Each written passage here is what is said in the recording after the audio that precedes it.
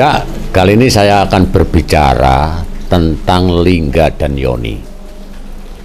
Lingga dan yoni ini adalah sebuah keyakinan leluhur yang selalu untuk masyarakat masih belum banyak yang tahu apa sih lingga yoni itu. Nah, ini harus kita bedah, kita kuat agar semua orang-orang yang belum tahu tentang apa sebenarnya lingga dan yoni itu, ini adalah sebuah daripada konsep leluhur kita pada zaman dahulu kala.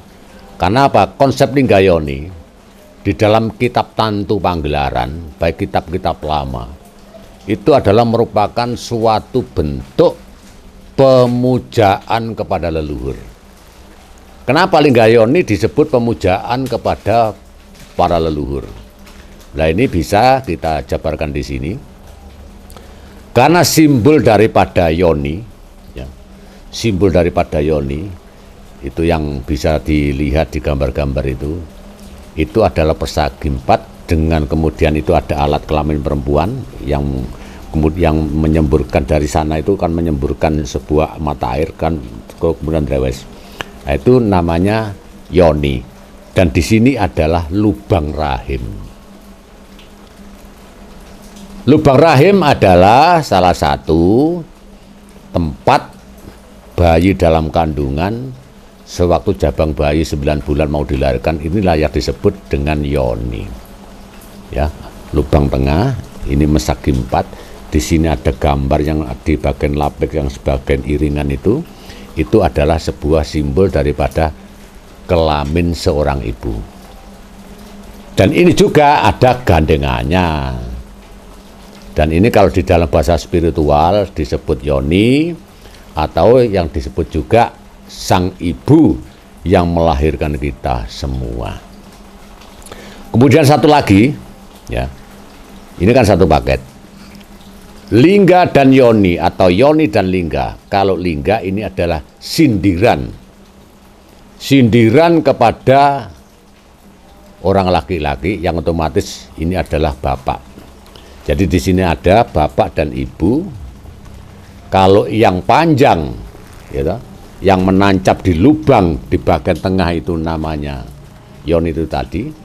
Kalau sudah ini menyatu antara lingga dan yoni, itulah yang kemudian orang-orang leluhur zaman dulu yang kemudian disebut dengan ilmu sangkan paraning dumadi.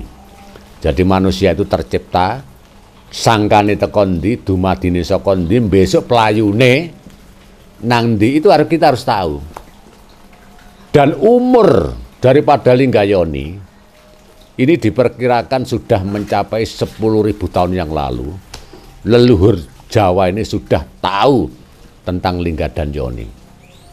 Sebelum dia mengenal Tuhan, dia hanya memuja kepada penciptaan, yang disembah itu ibu dan bapak. Karena mereka belum mengenal lingga dan yoni. Karena ibu dan bapak inilah yang menciptakan saya, melahirkan saya sampai saya jadi seperti ini. Karena dari carem, ya, perkumpulannya ibu dan bapak inilah kemudian menjadikan saya seperti ini. Lah, ini disebut dengan lingga dan yoni. Ini adalah kepercayaan yang dianut oleh leluhur-leluhur kita sampai kepada kapitayan, sampai kepada apa saja, tidak bisa lepas dengan apa yang disebut lingga dan yoni. Di dalam ilmu sekarang itu, kalau spiritual, ya, ilmu sangkan paraning dumadi. Jadi leluhur kita itu ndak ngawur. Gak ono menungso moro-moro dimplek-emplek teko lempuh disebul hus dadi menungso, ndak ada itu guyu-guyu ambek leluhur Jawa. Semua itu proses. Makanya di situ ada tes putih sangka bopo, tes abang sangka biang, wujud gedong cagak papat lawang songo, isen-isene sukma sejati gumantung tanpa centelan. Ini loh intinya lingga yoni. Tes putih itu sangka bopo, air mani. Tes abang sangka biang, ibu kalau sudah menstruasi mesti berwarna merah. Gitu. Wujud gedong cagak papat iki lho, 1, 2, 3, 4. Ini gedong ta, cagake papat siji lho. Lawang songo, bolongan songo. Siji, loro, telu, papat, lima, enam, pitu, wolu, songo dan sebagainya. Ini filosofi tinggi yang harus kita bedah agar mereka-mereka yang belum tahu apa sih linggayoni ku, watu bolong tengah dikai alu.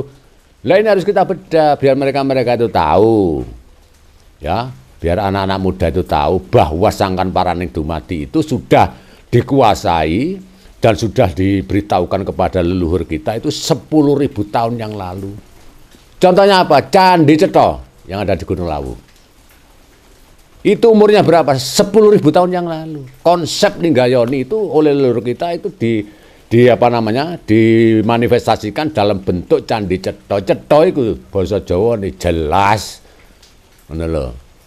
Dadi sing kurang cetha takoni iki lho biyen asal usulmu. Lho gitu lho. Itu Candi Cetha yang ada di lereng Gunung Lawu yang sampai sekarang menjadi jarene wong-wong itu Candi Purna. Ya bukan. Wong itu mengingatkan kiblat kepada Sangkan Paraning Dumadi adalah lingga dan yoni.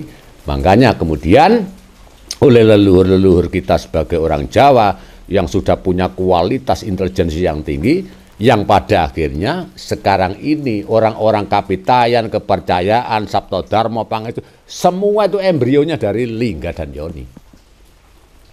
Nah ini yang harus kita cermati sebagai seorang yang memang benar-benar kita itu kalau menguas sejarah ya sing bener. Gak usah ditutup-tutupi, gak usah kakek prolampito, gak usah kakek sanepan. Orang nanti amal salah tafsir. Jadi jelas. Jadi apa yang sudah disampaikan oleh para leluhur, kita kuas secara jelas. Oh tibane ngene. Tes abang sangka biyang, tes putih sangka bapa, wujud gedhong cagak papat itu ternyata ya seperti ini. Simbole yoni iku mesti bolong tengah. Simbole bapak yang disebut lingga mesti kenceng kaya alu. Lah inilah kemudian dipakai oleh orang-orang Bali, dimanifestasikan dalam bentuk Padmasana. Lah Padmasana itu adalah ajaran linggayoni yang dulunya dibawa dari leluhur-leluhur yang ada di Kediri ini, leluhur-leluhur yang ada di daerah mana itu Medang dan sebagainya, dibawa ke Pulau Bali oleh seorang pedanda yang namanya Empu Prapanca. Empu Prapanca di sana itu terkenal dengan ide pedanda bau rauh atau Sang Hyang Nirarta atau Dahyang Dwijendra. Itu adalah konsep asli dari Jawa yang dibawa ke Pulau Bali, kemudian di sana dibentuklah sebuah ornamen. Ojo inilah sing bener dibentuk. Nah itulah kemudian dibentuk yang namanya Padmasana sebagai lambang pemujaan kepada leluhur, sebagai lambang intisari daripada lingga dan yoni tadi. Nah kemudian dengan kemajuan zaman diberilah ornamen, diberilah ini dan sebagainya, tapi tetap lingga yoni.